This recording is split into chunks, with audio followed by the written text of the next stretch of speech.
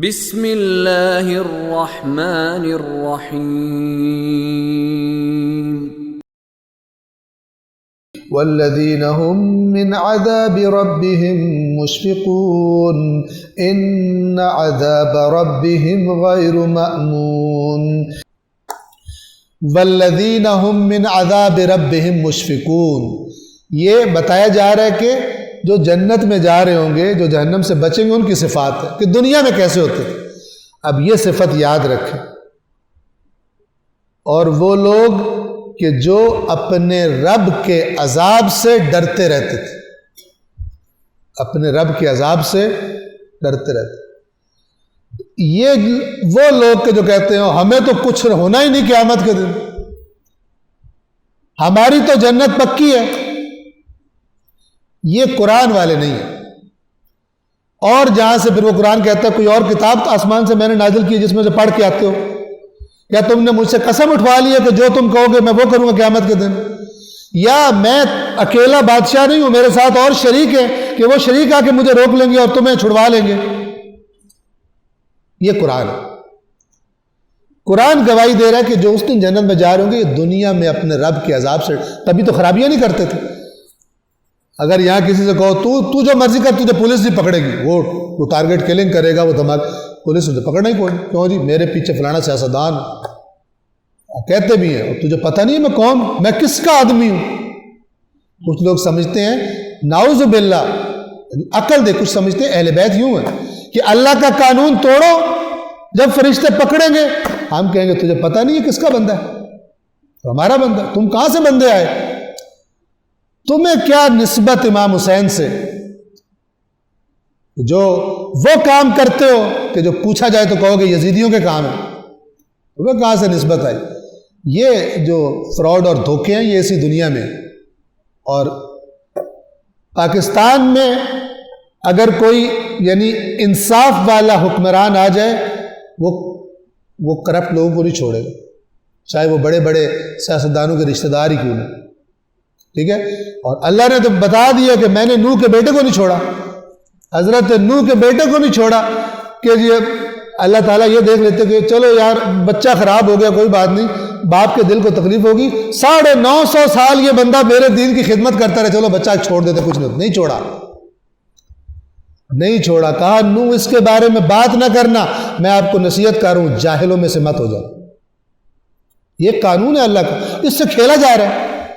وہ بڑا کریم ہے۔ دیکھیں توبہ جب بندہ پلٹتا ہے سختی تب ہوتی ہے کہ بندہ پلٹے، وہ کہے نہیں اب میں تجھے قبول ہی نہیں کرتا، اب میں تجھے واپس آنے بھی نہیں، یہ اللہ نہیں کہتا۔ یہ ساری دھمکیاں مثلا یہ ساری تھریٹس اللہ دیتا ہے، اور بندہ جیسے ہی کہتا ہے دل سے توبہ، خدا کہتا ہے میرا سب کچھ چھوڑ دیا تجھے، سب کچھ چھوڑ دیا تجھے، معاف کر دیا۔ دوسرے سانس پر بندہ مر جائے خدا کو قبول ہے، لیکن جو توبہ نہیں کرتا کہ امام حسین پہ بلیم لگا، نعوذ باللہ بہتان تراشی کرتا رہے، وہ چاہے کوئی خطیب کرے، چاہے کوئی مولانا کرے، چاہے کوئی شاعر کرے، ہر کوئی پکڑا جائے گا اس کے خلاف بولنے والا۔ وہ مجھ سے آپ ناراض نہ ہوئیے گا، میں ایک بات کہا کرتا ہوں کہ اگر کسی مجرم کو کٹہرے میں کھڑا کر کے اور آئین پاکستان پڑھا جائے تو وہاں سامنے جب پڑھا جائے تو ایسی چیزیں پڑھی جائیں جس کی خلاف ورزی کرتا رہا، تو یہ آئین کا پڑھا جانا اس کو فائدہ دے گا یا نقصان دے گا؟ آپ کو شاید پریشانی نہ ہو جائے گا، ٹھیک ہے۔ وہ تو سب کہیں گے یہ آئین نمبر شک نمبر جناب تعزیرات پاکستان کے تحت یہ سیکشن یہ فلان اس کے بھی خلاف، ٹھیک ہے۔ کچھ لوگ سمجھتے ہیں کہ دنیا میں قرآن سے غرض ہی کوئی نہیں ہے، مرنے کے بعد اور مثلا وہ قرآن میں آئے گا وَأَقِيمُوا الصَّلَاةَ، فرشتے کہیں گے ہاں بھی تو نے نماز پڑھی، کرتے نماز تو کوئی نہیں پڑھی، کوئی فائدہ دے گا یا چھترول کرے گا؟ یہ جو قانون پڑھا جا رہا ہے تیری قبر پر، یہ تو نے اس کی خلاف ورزی کی ہے، یہ مجھ سے شاید ناراض ہی ہو جائے، لیکن میں ایک کامن سینس کی بات کر رہا ہوں۔ ہاں جس کا کوئی لنک رہا جو خدا سے ڈرتا رہا تو وہ خود بھی کہے گا فرشتوں سے یہ وہی ہے جو دنیا میں پڑھا کرتا تھا اور میں اس کی بات مانا کرتا، پھر تو بات قابل قبول ہے۔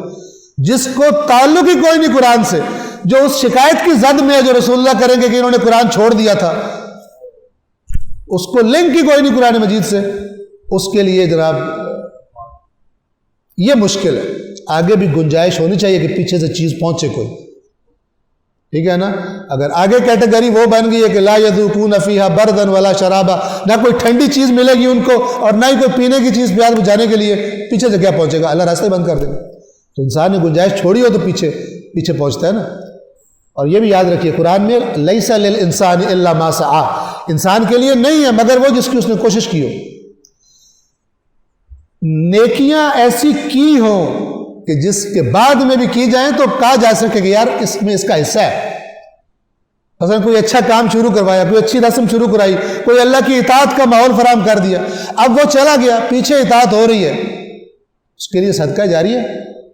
درخت لگوا دیا، سائے میں لوگ بیٹھتے ہیں، پانی کا بندوبست کر دیا، لوگ پیتے ہیں، یہ اس نے کیا ہے، صدقہ جاری ہے. یا اپنے بچے کی تربیت کر دی ہے، تربیت کی ہے، کہا ہے بچوں کو سکھایا ہے، بچوں کو بنا دیا خالص دنیا پرست، کروڑ پتی ارب پتی بن گئے.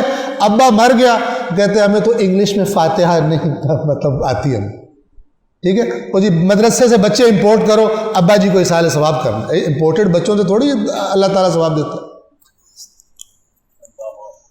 یہ میں تلخ باتیں کرتا ہوں، اگر آپ کو اگر غلط لگے تو، ورنہ میں تو اپنی باتوں کا ذمہ دار ہوں.